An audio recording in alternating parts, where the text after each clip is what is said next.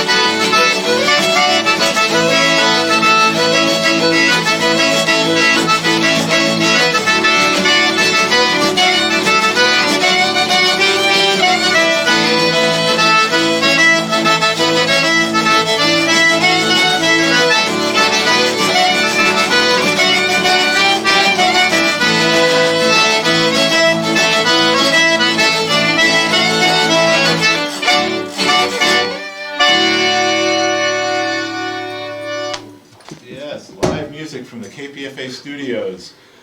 The Magnolia sisters, direct from Louisiana, although you didn't drive there this morning. Welcome. Well, thanks for having us on. That was y'all's Easter wake-up call. What was that?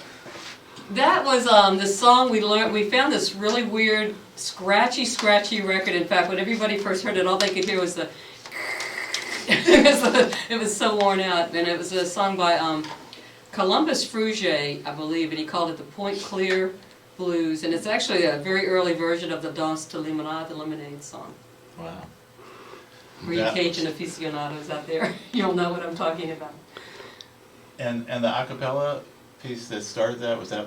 That was called Let's Drink, Let's Drink. It's a really great old thing we heard off of the Alan Lomax Hidden collection, which had never been issued. It was just one of those great Library of Congress recordings. And it's this old man singing, that's the recording we heard, and he said, the Cajuns aren't so crazy that they would leave without drinking a little sip. So let's drink. And then he says, a little sip makes everything right, but don't sip too much or you'll lose your reason. So he said, it's great to have fun with your friends, but, don't go too far. Wow. Alrighty, well, it's 4 o'clock, so I've got to say that this is listener-sponsored KPFA in Berkeley, KPFB in Berkeley, KFCF in Fresno, and online at kpfa.org. And remember, we are archived, so if you miss part of this show, you can go to kpfa.org, and it'll be online for a couple of weeks. Well, welcome from Louisiana. You're playing the Freight and Salvage tonight. You've been on tour for a short little tour here and played a couple of gigs or so. And that was Anne Savoy who was just talking with. You want to introduce the rest of the group, or you want to? Sure, I'd love to. Actually, get it a little closer to that mic, or drag it a little closer there. Okay, here's our official lineup here for the Magnolia Sisters. Lisa Trahan's playing lots of things, guitar, triangle, rubboard, and also bass. Jane Vidrine's playing guitar and fiddle. Anya Burgess is playing fiddle. And I'm playing accordion and banjo, mandolin, and guitar. And we all are singing in the band. Yeah. And I saw you at Down Home Music, was that yesterday? I guess it was. Yeah. It was yesterday at their live concert series that they're having on Saturdays. And you mentioned that the owner of Down Home in Arhoolie, Chris Strachwitz, kind of encouraged you to get together at the very beginning there. How'd that happen? I'd say he basically totally encouraged us. It was, Jane and I were just hanging out singing at a party, and he was at the party, and he loved it, and he said, why don't we record that? And so we had a few women friends we were playing music with at the time, and so we just got in the studio and did it. And the rest, that was many years ago. I believe it was in 1995 or even earlier. But we've actually been singing together, though, since what? We actually had an earlier Magnolia sister that had a Creole accordion player, Mary Jane Broussard, and Jeannie McCleary from California. That was the first Magnolia sisters. But we just were goofing around, like playing at festivals and stuff. One festival like Anya, and then the band broke up. Then we reformed, just because everybody went their separate ways. But yeah, so that, and then we did our second record for Arhoolie that was nominated for a Grammy. So we're excited. We're kind of out here promoting that CD. It's called Strip Down, and we got Chris to come down to the Grammy parties, and we all had a big whoop down there and played at the Grammy Museum. And Arhoolie is rocking. Yeah. So tonight at the Freight and Salvage, Magnolia Sisters are going to be performing. Freight and Salvage in Berkeley here, Berkeley, California. Come on down. A little later in the show, I'm going to give away a couple of pairs of tickets to the Freight and Salvage show. So don't turn that radio dial. Keep listening. But how about another song? Sure. Okay, great. We'll do one called Waltz of the Bayou. This is on the Stripped Down album also.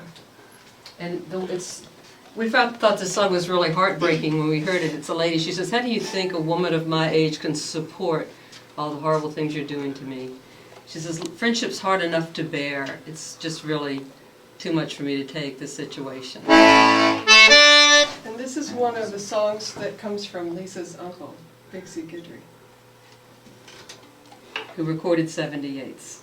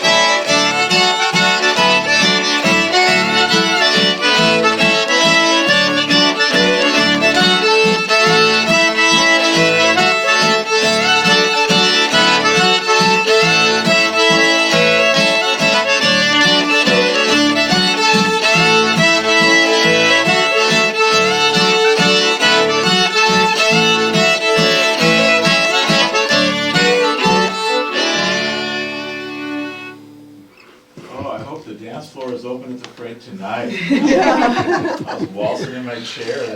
The Magnolia Sisters live here on KPFA playing the Freight and Salvage in Berkeley tonight.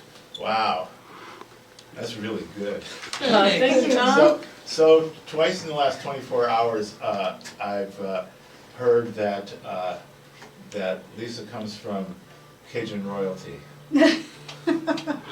So If there is such a thing, grab yeah. grab that mic and tell us a little about your background, how you got involved in playing the music. Well, my father used to play dances from about 1955 to 1963.